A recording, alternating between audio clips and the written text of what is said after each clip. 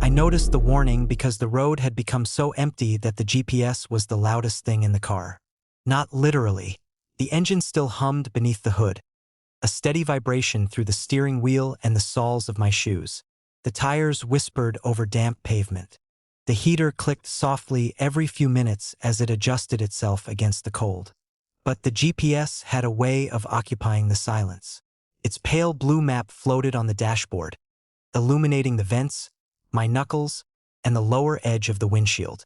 The highway through the northern hills was one I had used only once before, years earlier, in daylight. At night, it felt like a different road. There were no houses, no businesses, no streetlights. The trees crowded close on both sides, black trunks and wet branches disappearing into fog. Every few minutes, my headlights caught a reflector nailed to a roadside post, and for an instant it flashed white before vanishing behind me.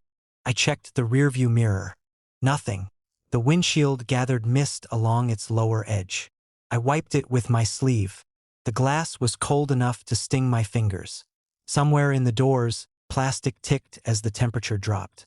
The steering wheel felt damp beneath my palms. Every ordinary sound seemed amplified. The tires, the vents, the small electrical clicks beneath the dashboard.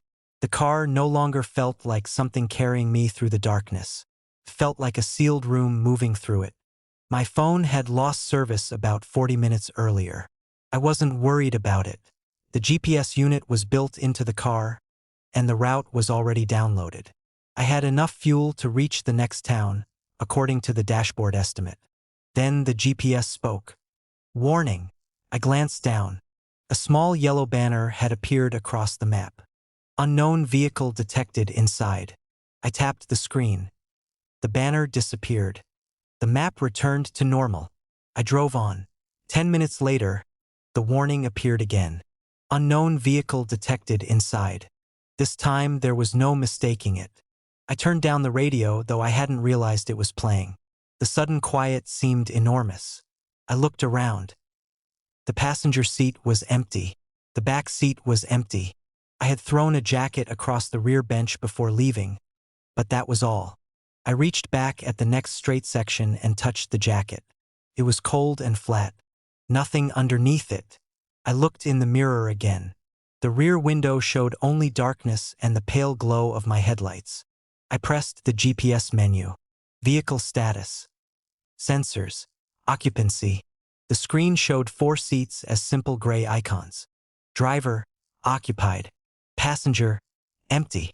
Rear left, empty. Rear right, empty. I stared at it for several seconds. Then the rear right icon turned yellow. I stopped breathing. It went gray again. I slowed the car. The road ahead curved between walls of trees. There was nowhere safe to pull over except a narrow gravel shoulder. And I didn't want to stop there. The fog had thickened, turning my headlights into 2 short cones of milky light. I kept driving. A few minutes later, a soft chime sounded. The rear passenger seatbelt warning appeared. Rear right seatbelt unfastened. I stared at the dashboard. The warning vanished. Then it returned. The chime repeated every few seconds. I checked the rearview mirror. Nothing. There's nobody back there. The words sounded ridiculous as soon as I said them. The seatbelt warning stopped. Then I heard a faint click behind me, like a buckle being fastened. The warning disappeared. I felt cold spread across my shoulders. I didn't turn around. The rear seat dipped. I felt it, not saw it, felt it. A subtle change in the car's balance, as though someone had lowered themselves carefully onto the rear bench. The suspension gave a tiny sigh. My hands tightened around the wheel. I looked in the mirror. The seat was empty, but the jacket had moved. It had been folded against the left side of the bench. Now it was pushed toward the center. I swallowed. I kept driving. The breathing began 20 minutes later. At first I thought it was the ventilation system. A soft inhale, a pause, a slow exhale. I turned the fan off. The sound continued. Inhale, pause, exhale. It was coming from behind me. I kept my eyes on the road. The breathing was quiet enough that I could almost deny it. Then it became synchronized with mine. Whenever I inhaled, the sound behind me inhaled too. Whenever I held my breath, it stopped. I tested it. I took a slow breath. Behind me, another slow breath. I held it. Silence. I exhaled. A second exhalation followed. My mouth went dry. I stopped breathing entirely. The car seemed to hold its own breath with me. Then, after several seconds, something behind me exhaled first. A long, patient breath. I nearly drove off the road. The GPS chimed. Unknown vehicle detected inside. This time the message remained on the screen. Beneath it, a smaller line appeared. Occupancy sensor. Rear. I reached for the screen. The moment my finger touched it, the display went black. The engine continued humming. My headlights continued cutting through the fog. The breathing continued. I couldn't turn around. There is a particular kind of fear that makes the body refuse information. I knew that if I turned my head, I would see something I couldn't unsee. I didn't know what it would be. Person. An animal. A trick of darkness. Anything would have been easier than the possibility that there was nothing. The next bend opened onto a straight stretch. I saw a road sign ahead. Town, 18 kilometers. For the first time in almost an hour, I felt relief. I accelerated. The breathing stopped. I glanced at the mirror. The rear seat was empty. The jacket was exactly where I had left it. The GPS screen came back on. No warning. No strange icon. Just the route. The sensor had malfunctioned. The breathing had been the vents, or the tires, or my imagination feeding on exhaustion. 5 minutes later, the car gave a soft electronic chime. The passenger seat was empty. The belt was hanging neatly beside the door. The warning disappeared. Then the passenger seat cushion sank. Slowly, not suddenly. It compressed as if someone had sat down. The leather creaked. My eyes locked on it. There was nothing there. But the seat was occupied. The weight remained. I could see the indentation clearly in the faint dashboard glow. Something was sitting beside me. The breathing returned. This time it came from the passenger seat. Close enough that I could feel a faint movement of air against my right ear. I couldn't move. The GPS spoke in its calm, automated voice. Destination updated. The map zoomed in. My route was no longer blue. It was gray. A new line appeared behind me. It stretched backward along the road I had already traveled. Then another line appeared. It began at my current position. It ended at the rear passenger seat. I stared at the screen. The words underneath were small. Unknown vehicle. I reached for the door lock. Every lock clicked down at once. The breathing stopped. I heard something shift in the back. A slow movement. Fabric against fabric. Then a faint metallic sound. The rear seatbelt buckle. Click. The dashboard displayed. Rear left. Occupied. Click. Rear right. Occupied. I felt the car settle lower. 2 weights. Then a third. The passenger seat beside me dipped farther. The GPS screen flickered. For an instant, the map vanished. Plain black screen remained. White text appeared.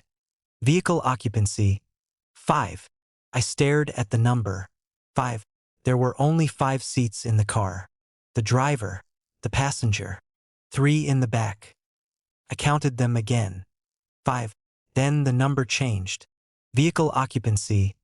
6. I heard breathing behind me. Another breath came from the passenger seat. And then very softly, a third breath came from somewhere beneath the dashboard. I slammed on the brakes. The car stopped crookedly on the empty road. Fog rolled through the headlights. For several seconds, nothing moved. Then the GPS said, "Warning." The screen brightened. Unknown vehicle detected inside. I stared at the words, and finally understood why the warning had never said, "nearby." It had never been tracking another car. It had been counting the occupants of mine. My hand hovered over the door handle. The lock released. I could leave. I knew that. But before I opened the door, the GPS displayed one final line beneath the warning. Driver, unknown. I looked at the rearview mirror. The faint reflection of my headlights still shone through the fog behind me. But there was no reflection of my car. Only the road. And, in the darkness where the back seat should have been, 6 pale shapes were sitting perfectly still. All of them were facing forward. All of them were wearing seatbelts. Except the one sitting in my seat.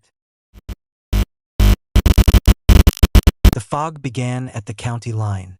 I remember that because the road sign was the last thing I saw clearly.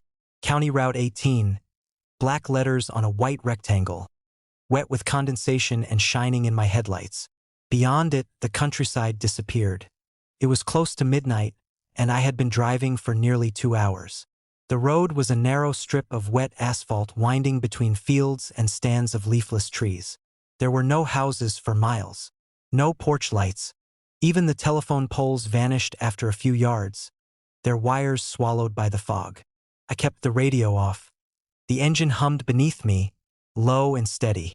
The tires made a soft hiss against the pavement. Every few seconds, water ticked against the wheel wells. Inside the car, the dashboard gave off a faint green-blue glow that made my hands look pale. The fog thickened. I slowed to 45. My headlights reached only a short distance ahead, illuminating the road in 2 dull cones. Beyond them was nothing but gray. The edges of the asphalt seemed to float without any landscape attached to them. That was when I saw the cyclist. At first, I thought I had imagined him. There was no reason for anyone to be cycling there at that hour, especially in that weather. The shoulder was barely wide enough for a bicycle. The fog was dense enough that I could hardly see the next bend. But there he was. A dark helmet, dark clothing, a bicycle with narrow tires, and a bright reflective vest. I slowed as I approached him. The vest should have flashed white or yellow in my headlights. Didn't.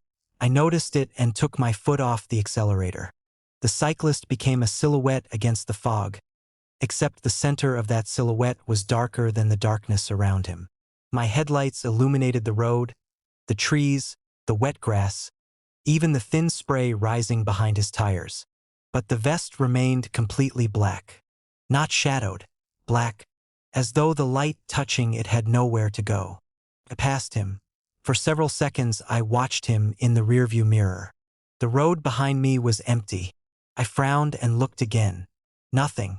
Just 2 red taillight reflections floating faintly in the wet darkness. I told myself the fog had hidden him.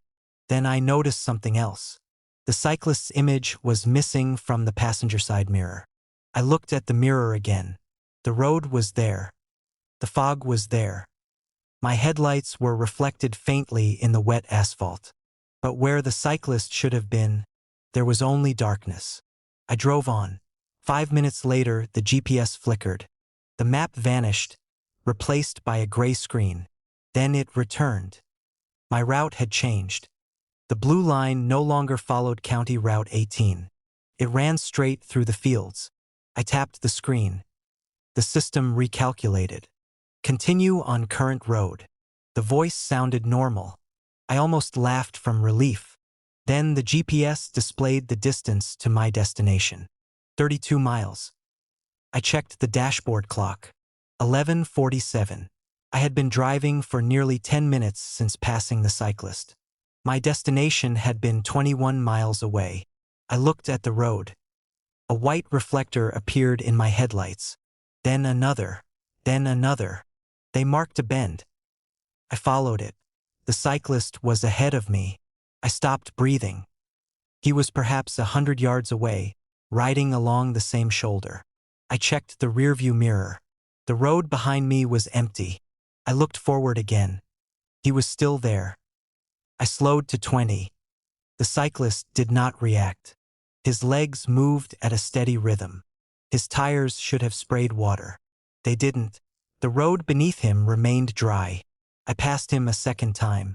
This time I watched him through the passenger window.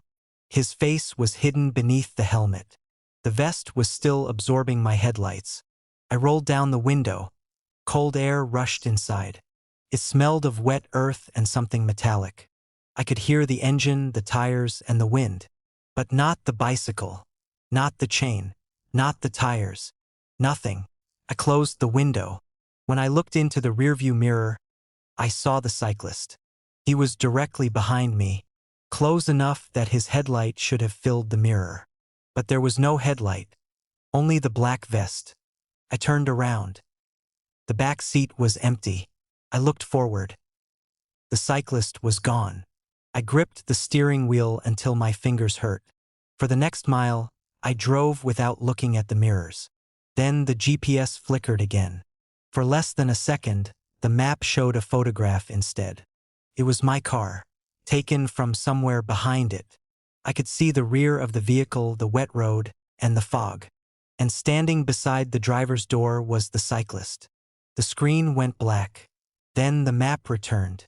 I pulled over. The engine idled. Fog moved across the windshield in slow sheets. I looked at the driver's side mirror. My reflection was there.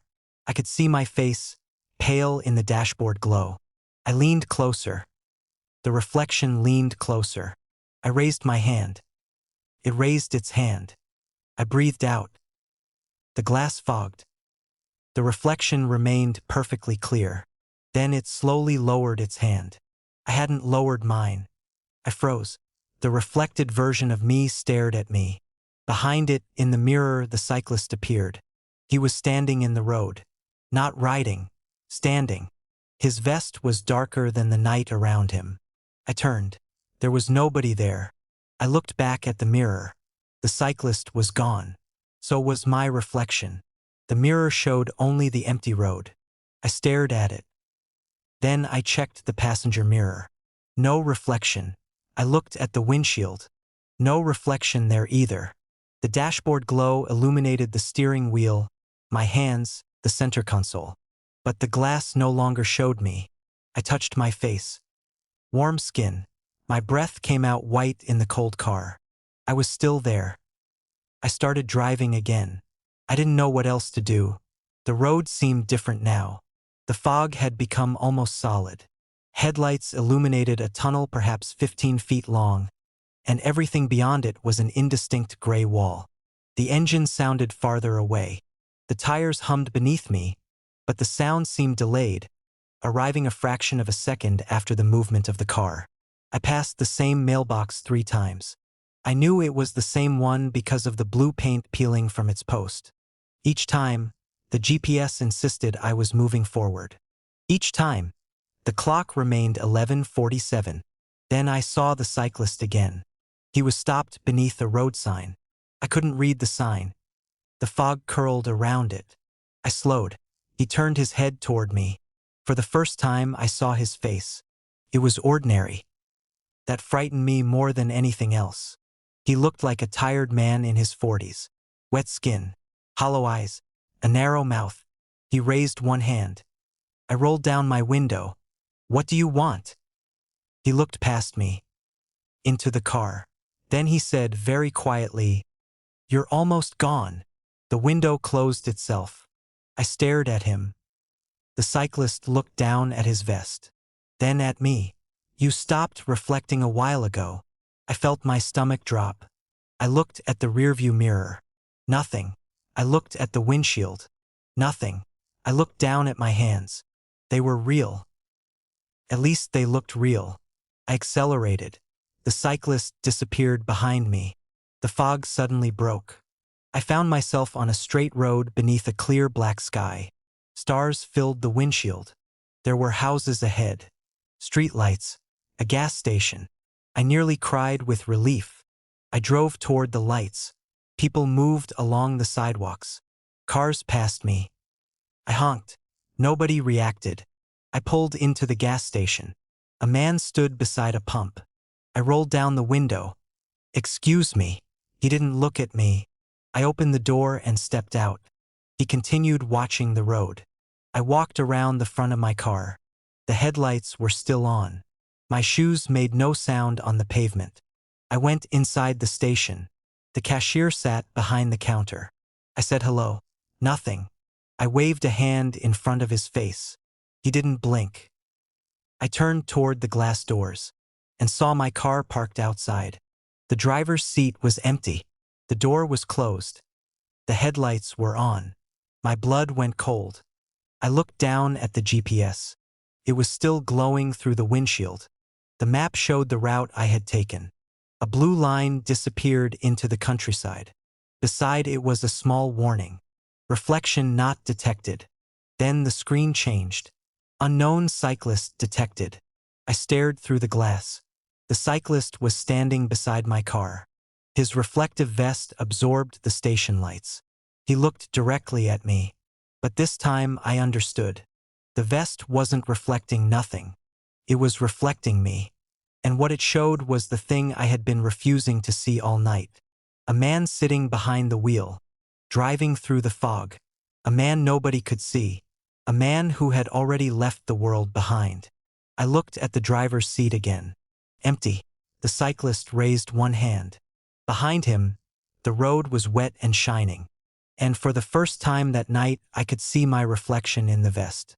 It wasn't inside the car. It was still driving. Still following the road. Still looking straight ahead. Still unaware that I had stopped living long before I reached the county line.